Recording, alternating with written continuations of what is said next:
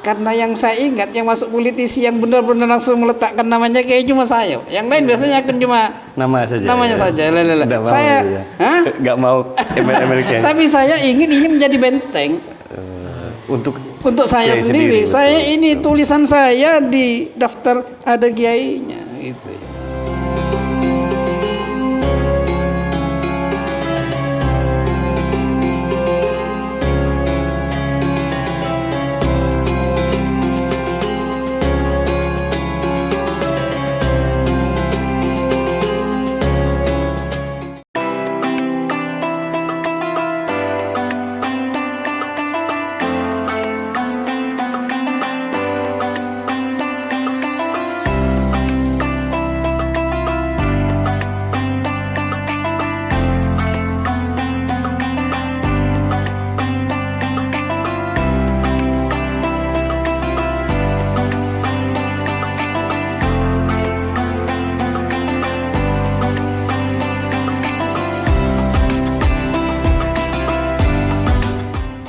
Assalamualaikum warahmatullahi wabarakatuh.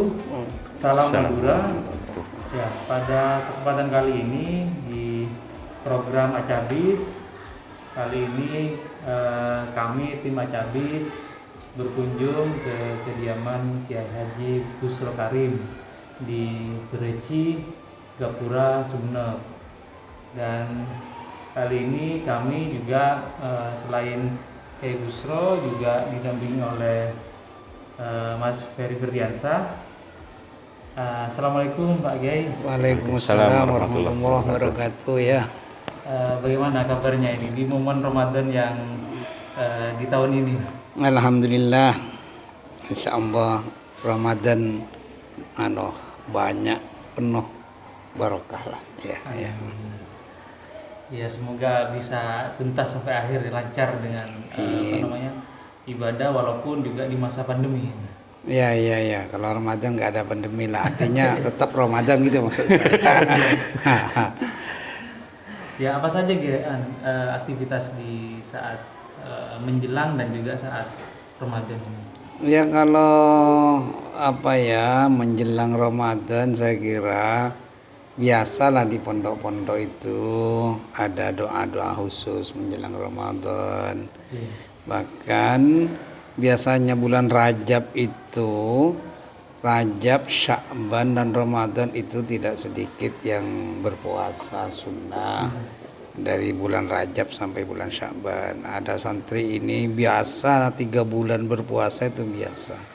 Ditambah dengan nanti 6 hari bisitin min Syawal itu pada bulan Syawal itu. Dan anak santri-santri saya yang biasa berpuasa sejak dulu ya, saya sebelum di DPR, sebelum saya bupati itu ada santri saya kan cuma berapa orang di sini itu ada yang senang berpuasa 3 bulan. Sekarang ini ya alhamdulillah kehidupannya tanpa harus itu yang menjadi tujuan. Tidak boleh itu jadi tujuan. Tujuannya ya cari ridha Allah. Tapi saya lihat kehidupannya sekarang itu alhamdulillah. Iya, dari Rajab full itu, Rajab, Sya'ban. Kalau yang banyak kan paling 10 hari misalnya ya. Ini ada yang Senin Kemis, misalnya kalau saya Senin Kemis biasa enggak sampai ini. Tapi kalau ada santri saya yang masih 5 orang, mulai saya dulu tahun 88 ada hanya 10 sekian itu ada santri yang memang sampai sekarang ini ada santri juga yang memang seperti itu 3 bulan berpuasa. Buya, dulu sampean kan mengatakan bahwa tetap akan berjuang juga di dunia politik ya. Iya. Masih aktif nggak di sampai hari ini? Saya jangan dimaknai politik praktis. Ya, saya bermain di high politik saja. Ya masalah keberpihakan anggaran misalnya kepada rakyat ya, dan semacamnya yang lain-lain seperti itulah. Jadi di tingkat kebijakan saja. Kenapa Buya selain berjuang dalam dunia akademik keislaman juga berjuang melalui bidang politik ini. Ya, karena katanya Ibnu Khaldun itu dalam mukaddimahnya, mungkin kalau wartawan saya yakin baca lah ya, yang baca maksud saya itu ya. Katanya Ibnu Khaldun, siapapun yang berpikir untuk membantu masyarakat akhirnya pasti menoleh kepada kekuasaan untuk menopang niatnya itu. Bahwasanya bagaimana masyarakat ini ekonominya misalnya kuat atau mengentaskan kemiskinan, akhirnya juga dia harus menoleh kepada kekuasaan untuk menopang niatnya itu. Itu katanya Ibnu Khaldun. Enggak ada, itu sejarah sejak dulu. Sulit sekali berdiri sendiri tanpa pemerintah. Apa sekarang kalau tanpa pemerintah? Toh pasti semuanya kita lewat jalan jual pemerintah yang bangun dan yang lain-lain. Kita perlu ada misalnya ingin membantu kelompok kecil di sebuah desa kecil yang terpencil. Apa yang harus dilakukan? Misalnya diantaranya kan, ayolah ini ada jalan ke sini. Nah, akhirnya kalau sudah buat jalan, akhirnya juga pemerintah yang kita komunikasinya dengan pemerintah. Bagaimana ini harus ada jalan tembus ke sana, biar ini ekonominya meningkat, tidak terisolir. Akhirnya juga pada pemerintah. Sebenarnya kalau kita mau ibadah, jalan politik ini. Jadi saya tadi bedah kitab. Gimana? Yang kitab saya yang terakhir itu ya, Nurul Karim itu ya. Jadi ada pembanding doktor itu. Jadi dia sebagai pembanding yang kedua, ada pembanding yang pertama. Nah itu amal soleh dalam arti banyak membantu masyarakat itu bisa dijadikan wasilah berdoa kepada Allah dengan amal solehnya. Misalnya itu ya, nomor halaman berapa saya lupa, kitab saya itu kan yang bercerita tentang orang yang dalam gua itu ya, kan ada di hadis-hadis itu, hadis Rasul itu ada orang masuk dalam gua yang 3 orang itu, tapi pada satu saat itu batunya jatuh, akhirnya nggak bisa keluar. Apa yang dilakukan? Tidak ada lagi kecuali berdoa. Nggak bawa apa-apa, nggak bawa linggis, nggak bawa alat-alat berat, hanya berdoa, ya Allah saya dulu pernah misalnya bagaimana saya berkhidmah kepada orang tua, sehingga ketika pada satu saat saya bawa susu misalnya, anak-anak saya menangis karena saya kebetulan agak malam datang di rumah, sampai ibu itu sampai sudah tidur. Biasanya sore saya sudah nyampe itu langsung kasihkan se ibu, tapi ternyata saya pada saat itu ada kendala di lapangan, akhirnya saya baru nyampe di rumah, ibu sudah tidur. Tapi tidak saya berikan susu itu walaupun anak saya nangis minta susu, kecuali ibu dulu misalnya. Nah ini kan amal soleh, dan itu berdoa, ya Allah kalau itu memang diterima apa yang saya lakukan, tolong saya ingin keluar dari gua ini misalnya itu ya. Akhirnya batu itu ternyata bisa bergerak dan semacamnya. Artinya amal soleh itu ya bisa dijadikan wasilah untuk kita minta berdoa kepada Allah. Jadi banyak-banyaklah, maksud saya jadi bupati, jadi wartawan, jadi apa, terus turun ke masyarakat, membantu masyarakat. Apapun profesinya ya. Apapun, dimanapun, ya dimanapun. Ya. Nah ini bagaimana namanya? Pak Kiai kan sudah 20 tahun nih di pemerintahan. Iya. Katanya ya. Faktanya bukan kan? Faktanya ya. Faktanya. Iya. Dan di tengah sebagai juga pimpinan daerah dan ini masih juga meluangkan waktu konsisten untuk tetap mengajar di pondok. Bagaimana mengolah waktu juga? Ini butuh waktu juga memikirkan. Iya, terus terang ketika saya jadi bupati, fokusnya memang di bupati. Terus terang, walaupun saya mampir 1-2 kali 1 minggu itu aja ngajar, tapi karena saya sudah diamanatkan oleh rakyat Sumeneb untuk jadi bupati, saya harus fokusnya di bupati.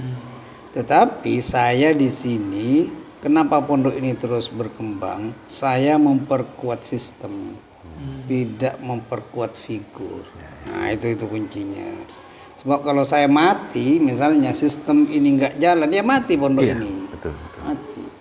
Maka ketika saya jadi bupati, saya rekrut banyak ustadz dan ustadzah yang alumni di mana-mana itu, kita buatkan rumah di sini, ya honor apa adanya dan semacamnya. walaupun tidak di sini tapi di rumahnya, tapi ada uang transport, itu kami sistem yang kita jalankan dengan pengabdian para asatid itu, para ustadz dan ustadzah itu. Jadi sistem yang akhirnya walaupun tahun 88 saya memulai itu nggak ada orang mondok di sini, hanya pesantren kecil yang tetangga-tetangga setelah ngaji pulang.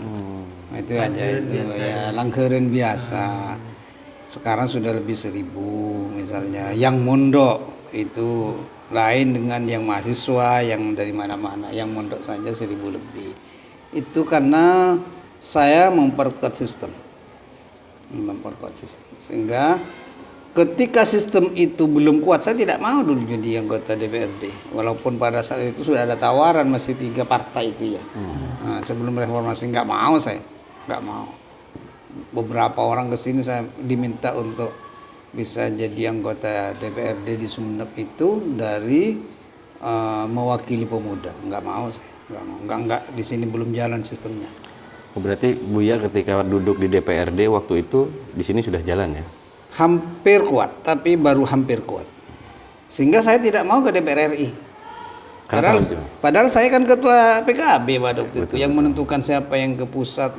Tapi nggak saya nggak mau ke Jakarta. Padahal semua bilang sudah sebagai ketua PKB ke Jakarta. Enggak, saya tidak ke Jakarta. Karena di sini belum kuat sistemnya. Tapi setelah terus berjalan, saya bisa tinggalkan karena sistem sudah jalan. Buya, ketika menjadi seorang kiai yang sekaligus politisi kan banyak tidak sedikit ya kemudian gagal dalam politiknya, artinya justru menodai keulamaannya. Banyak kasus seperti itu. Buya takut nggak dulu waktu memimpin Sumeneb, memimpin DPRD Sumeneb, ada nggak kekhawatiran citra kiainya rusak karena dia menjadi seorang umaro?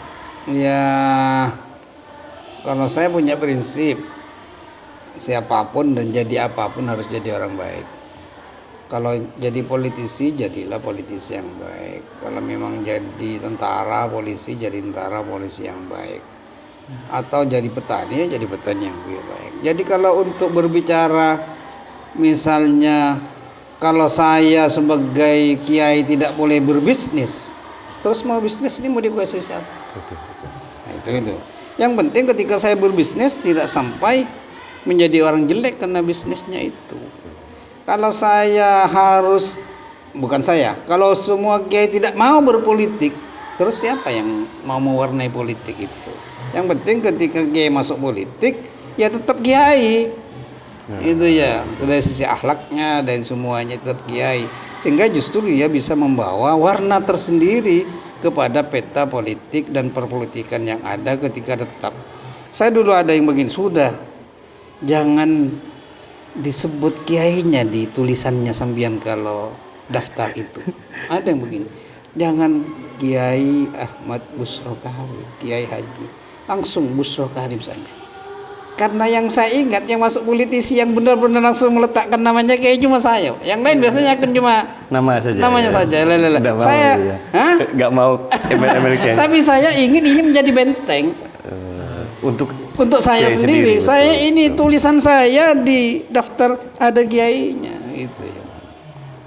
Kalau saya buang Busro Karim dengan alasan kiai itu apa, kan cuma gelar dari masyarakat, bukan gelar akademis dan semacamnya. Tapi bagi saya ini gelar dari masyarakat harus dijaga, dan itu yang akhirnya mau macam-macam tuh, malu dengan kiainya itu ya.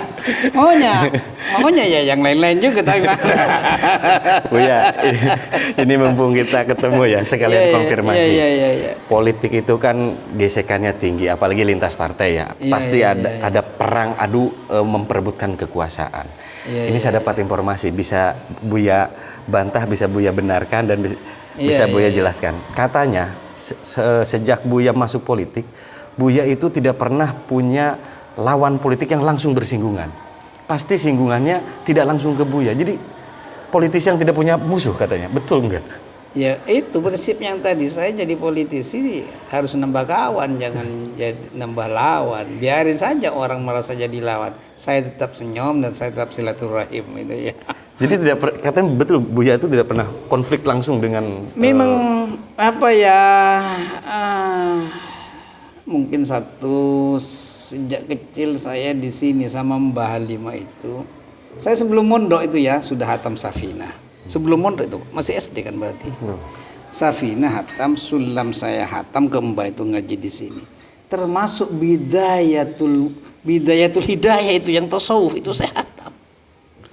Itu mungkin pengaruhnya, jangan higet, jangan dendam, jangan ala yang seperti itu ada dalam diri saya. Walaupun saya dihabisin misalnya oleh orang lain, walaupun saya macam-macam lah difitnah orang lain, tapi saya tidak punya rasa dendam. Malah saya baik ke rumahnya. Biarin. Itu kalau urusan dengan Tuhan. Urusan dengan saya, ayo kamu masih sahabat saya. Itu yang politik berakhlak, menggunakan akhlak kata Iya, Buya dulu. silahkanlah apa bahasanya, tapi memang tetap di situ. Koridornya di situ. Jangan sampai jadi politisi malah bila kalam wala salam dengan yang lain, tanpa kalam, tanpa enggak nyapa, enggak ngomong, ketemu begini marongok lah, enggak lah, sudah. Sebelum sana, saya juga beberapa referensi buku banyak juga, termasuk di kantor juga banyak. Tulisannya Buya. Oh iya. Sudah berapa karya untuk yang 11. itu kita Tulisan tulis enggak, yang apa? kitab yang berbahasa Arab baru 2. Setelah saya ini hampir berakhir saya nulis 2. Ada di sini Ada, buku-bukunya? ada. Ayo Ada. bisa dilihatin, Ada. mungkin Tretan Madura juga pengen lihat. Buya. Ada. Yang lain berupa buku. Yang alim buku. Yang berbahasa Arab 2. 2. Kitab tapi tetap buku kan? Kitab kan bahasa Arabnya, buku kitab. Iya. Ini kitab, artinya saya tulis bahasa Arab. Lah ya. Ini yang terakhir Buya ya. Yang sekarang yang ke-11 ini. Ini yang Buya bilang membahas tentang politik ya, Buya? Bukan. Pemerintahan ya? Birokrasi. Iya. Jadi Coba, Bu. halaman pertama sampai halaman hampir 100 itu birokrasi. Jadi isinya ini hampir 100 halaman masalah bergaul di tengah-tengah birokrasi. Mungkin ada pesan tersembunyi yang semoga tidak bisa dibaca oleh birokrat di sini sehingga berbahasa Arab, Buya. Enggak, kenapa bahasa Arab? Saya sedang belajar, gitu aja. Nulis pakai bahasa Arab. Saya secara pribadi sedang belajar. Dan yang kedua biar sampean belajar juga.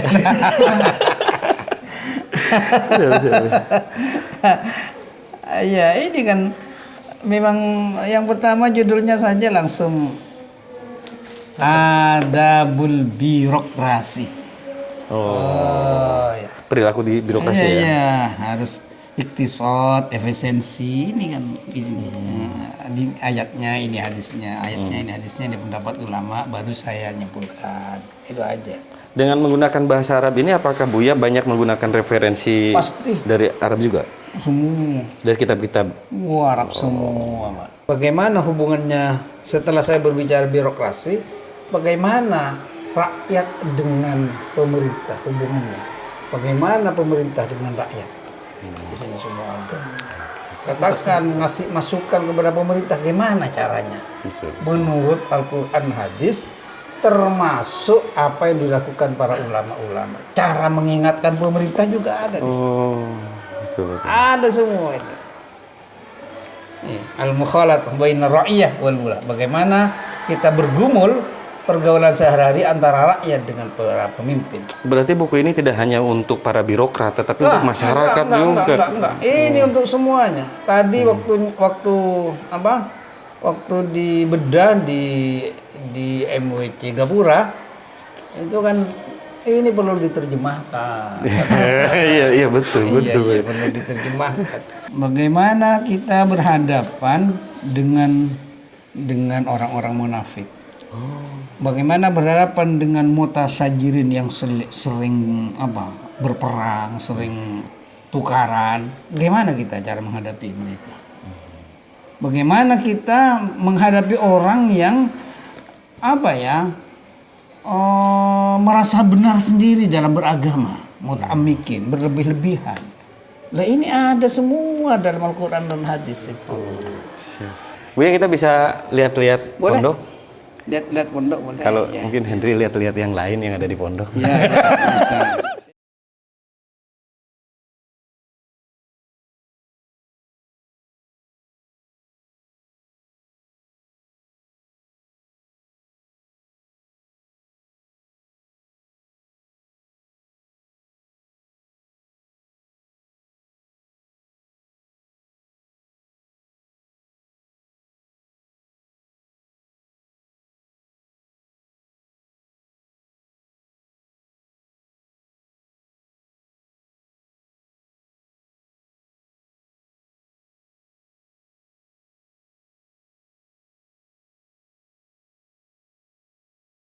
Kalau yang anak pondok ini dari sanawiyah, aliyah, SMK dan mahasiswi.